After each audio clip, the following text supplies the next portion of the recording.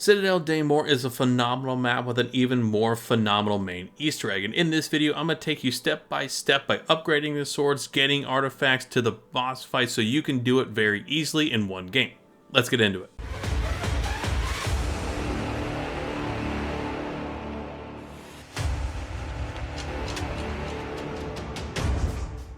To begin, make your way through the castle until you come to the Pack-a-Punch room, where you're going to have to fight the brand new elite enemy, a Doppelgast, as soon as you open up this box that leads you into Pack-a-Punch. When you defeat the Doppelgast, it's going to drop a giant blood Ethereum crystal. All you have to do is take that crystal into where you see the giant red portal, and this is going to activate the Pack-a-Punch. Now, at this point, you need to go and talk to Dr. Craft to really start the Easter egg. To find Craft, you need to make your way into the Quick Revive room into this very specific cellar door. Once you interact with the little window, a small interactive cutscene will begin and you'll be able to move on to the next step. Now the step or steps that we're going to be focusing on is starting the incantations. You can do this at any point, and I highly recommend doing some of these steps earlier on before you hit round 10, before you can start upgrading the weapons. The first incantation we're focusing on is the Dark Incantation. Slide down the slide inside of the Pack-a-Punch room and you'll be able to see a raven at the end of the slide. Shoot that raven, and then as soon as you exit the slide you'll see the raven flying off. Shoot this raven as quickly as you possibly can, and when you do, you'll see that it explodes and an item is falling to the ground. This item is a key item called the Raven's Talon. With the Talon in your inventory, we need to go to another location to start a soul box. This room is called the Undercroft. You're going to see a symbol light up on the ground when you get close to this small location, and you have to interact with this symbol to start the soul box. At this point, all you have to do is fill it up with enough souls and a box will appear. There is another step that comes later on when we upgrade the swords that interacts with this box, but let's focus on the other incantations first. Next is the Fire Incantation. Make your way into the ramparts area of the game where you see the giant cannon that you opened up the front door with. You're going to see 3 individual piles of wood that you then need to ignite after you have talked with Craft. Now, of course, you can use the fire sword to ignite these piles of wood, but I highly recommend on earlier rounds using Molotovs to ignite each one of these pieces of wood, because it gets it done earlier and you don't have to worry about it later on in the game. You'll know you have done it correctly when the fire is blazing hot on top of these piles of wood and when zombies start flowing outside of these piles of wood starting to attack you. Once all 3 are lit, there is going to be a Doppelgast that spawns that you need to defeat. As soon as you defeat this Doppelgast, you are going to see Ra's Ankh on the ground. Pick up this item and we're going to start another soul box, which is thankfully not too far from exactly where the ramparts are. You want to go to this small cliff where you can interact with another glowing symbol with a dragon on it and start another one of those soul boxes. Once you have completed this soul box, you will see another chest open up and you will be done with creating the incantation, or the hard part of the incantation. For the lightning incantation, make your way over to the farmhouse where you see Deadshot Daiquiri. Inside a Deadshot, above one of the doors, you're going to see a horseshoe. All you have to do is shoot this horseshoe down and you're on to the next step for this incantation, which is very simply shooting yourself through the cannon with this horseshoe in your inventory back to the spawn room. Now, as you're being shot from the cannon, you'll see that you're getting electrified, and when you get back into the spawn room, you want to look up to the sky and look for a very small thunder cloud that you're going to see in the area. Once you get close to this cloud, you're going to see lightning striking the ground, spawning zombies, but in the middle of all these zombies, you're going to see a horseshoe, Pegasus's horseshoe. Thankfully, the next step is all you have to do is another soul box. This soul box is going to be inside of the spawn room right next to the entrance you can take in the beginning to go to Deadshot Daiquiri. Once again, fill it up with enough souls and another chest is going to appear.